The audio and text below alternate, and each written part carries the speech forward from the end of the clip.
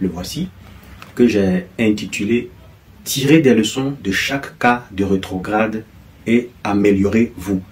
Vous savez, parfois on ressent beaucoup de peine dans une communauté quand on voit partie des fidèles qu'on a baptisés, qu'on a vu venir, qu'on a formés, qu'on a vu grandir et qu'on a mariés. On a vu leurs enfants naître devant nous, on les a éduqués, on les a vus grandir. Ça fait très mal de voir partir des personnes comme ça. Mais je me dis, il faut se remettre en cause quand ce n'est pas un départ anodin, quand ce n'est pas un départ simple. Il faut se remettre en cause pour ne pas que ce genre de choses arrivent dans nos communautés. De toute évidence, il y aura toujours des départs, des causes de départ. Certains voudront partir. On ne peut pas retenir tout le monde pour n'importe quoi. Surtout quand on sait que le gars, il est en tort et il veut gangréner la communauté. On ne peut pas le retenir. Même le Christ, dans ce passage, quand il a prêché, que les gens ont trouvé que l'enseignement était trop dur, il ne nous a pas retenus. Il a même demandé aux disciples qui sont restés, vous aussi vous voulez partir? Parce que beaucoup sont partis, ils ont trouvé l'enseignement difficile. C'est Pierre qui a répondu, où est-ce qu'on va aller? Il y aura toujours des gens qui vont partir. Mais dans la mesure du possible, si on peut retenir les gens, si on peut les convaincre de rester par la parole de Dieu, parce qu'on sait que c'est de notre faute, on doit le faire. Mais on ne doit pas laisser partir les gens facilement comme ça, juste parce qu'on ne veut pas se remettre en cause, on ne veut pas s'humilier. C'est de ça qu'il est question. Alors, dans ce chapitre, ce dont je parle, je vais essayer de lire un peu. Il y a et il y aura toujours des départs dans une communauté, ce qu'on appelle des rétrogrades.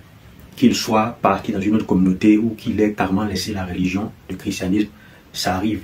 Il y en a qui partent d'une communauté frustrée par les agissements ou par tout ce qui se fait là.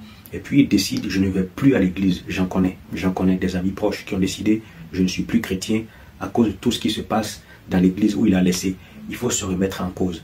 Ce qu'on appelle les rétrogrades, assurez-vous simplement de ne pas laisser facilement partir un membre de la communauté. Il faut au moins l'écouter en présence de 2 ou 3 personnes, essayer de l'aider. Cela permettra de tirer des leçons pour d'éventuelles situations similaires. Vous savez quoi la Bible dit dans ce passage-là? Si quelqu'un devrait causer la chute de l'un de ses plus petits qui croit en moi, il vaudrait mieux pour lui qu'on lui attache une pierre au cou et qu'on le jette dans la mer. Vous savez, Dieu tient beaucoup à la conversion d'un être humain. Passer de créature à fils de Dieu, ce n'est pas une mince affaire. Parfois quand on parle de ça, les églises où les gens viennent comme ça juste parce qu'ils sont contents de venir entendre un coach, ne comprennent pas la sueur qu'on peut se donner pour sortir quelqu'un de l'enfer, pour l'amener dans la lumière. Oui, beaucoup ne comprennent pas. On se met dans la rue, on évangélise des gens, on étudie avec eux, on passe du temps avec eux, matin, midi et soir, on prie pour eux, on jeûne pour eux, parfois même on les accompagne faire leur repentance. Certains ont volé, certains ne parlent pas avec leur patron, certains doivent se réconcilier avec leur fille, avec leur fils. Il y en a qu'on accompagne au village pour aller parler à leurs parents, pour aller faire ci, pour aller faire ça. Quand on finit, on les baptise. C'est beaucoup d'efforts qu'on fournit. C'est vrai, Dieu fait sa part, mais en tant qu'être humain, il y a un sacrifice à faire. Quand on finit de faire tout ça, et puis on convertit une âme, qu'un matin comme ça, pour un rien, il décide de partir, il faut se remettre en cause. Si c'est lui-même la cause, c'est son problème. Mais si c'est à cause de quelqu'un, de toi, vaudrait mieux pour toi qu'on t'attache une pierre au cou et qu'on te jette dans la mer. C'est ce que ce passage dit. Dans ce chapitre, j'attire l'attention des responsables d'église, mais aussi de chaque fidèle, à faire attention à nos comportements, à nos agissements dans la communauté.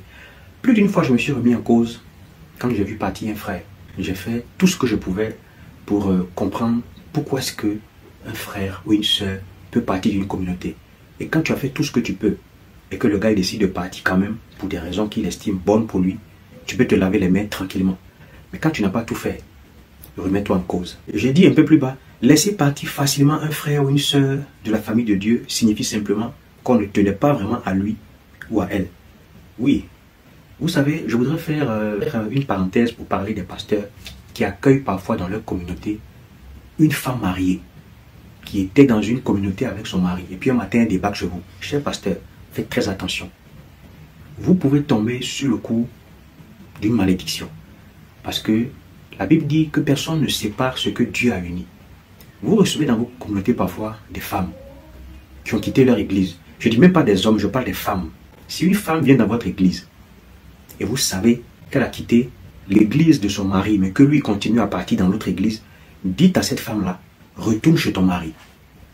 Écoutez-moi bien, c'est vrai, le salut est personnel, mais son mari est dans une communauté qui jusque-là n'a aucun problème. D'ailleurs, c'est à vous, pasteur, de chercher à comprendre pourquoi cette femme a quitté la communauté où son mari est toujours et où il continue à prier avec les enfants.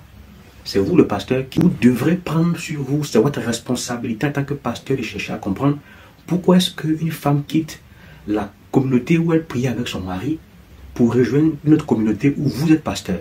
C'est à vous de faire cette enquête. C'est à vous de chercher à comprendre. S'il n'y a pas de raison valable, du genre, la communauté là, elle n'est pas bonne, c'est une secte, c'est une communauté où on oblige les gens à faire X ou Y, c'est une communauté qui n'est pas de bonne réputation. Voici des raisons qui peuvent vous amener à garder une femme dans votre communauté, sachant qu'elle a quitté la communauté de son mari, en laissant son mari là avec les enfants.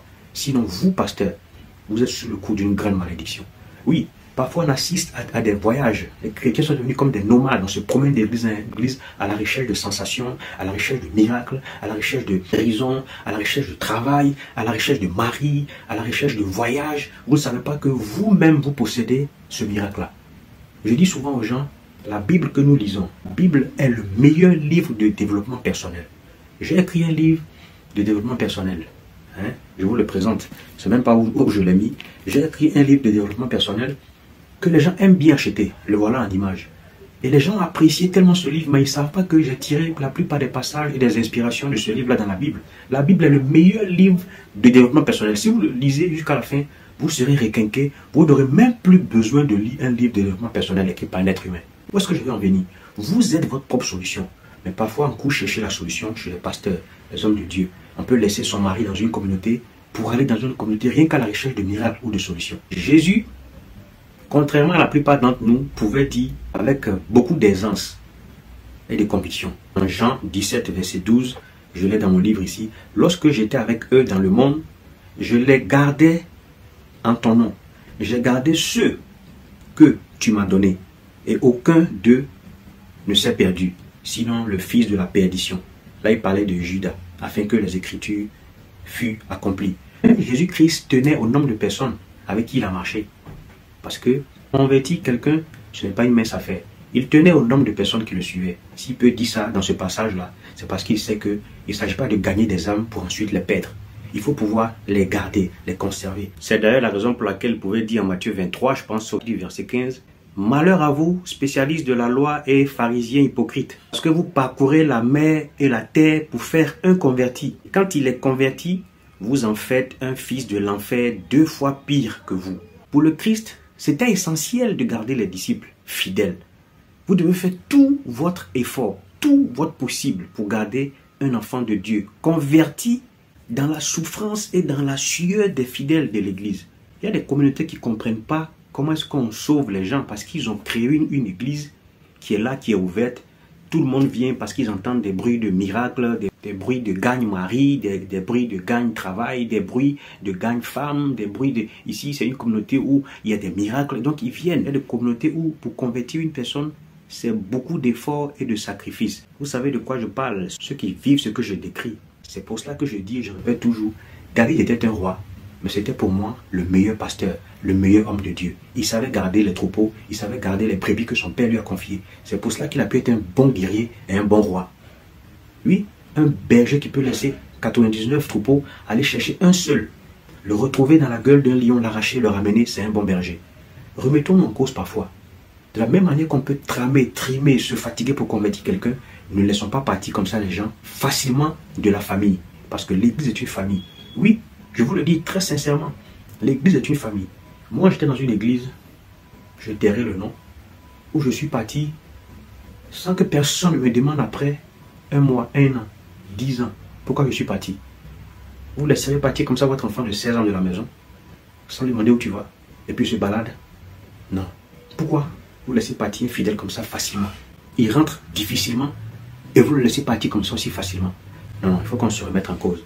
Aujourd'hui, et juste pour partager ce petit chapitre-là de mon livre, que je vous conseille vivement d'acheter, ce n'est pas cher, vous le trouverez à la librairie Carrefour, à la librairie de Sokosé, librairie La Vie aussi, Nouveau Marché, Monsieur Joumi à la boutique, ou alors vous appelez à ce numéro pour qu'on puisse vous le livrer. Ceci dit, ciao, merci et puis à la prochaine. C'était toujours votre serviteur.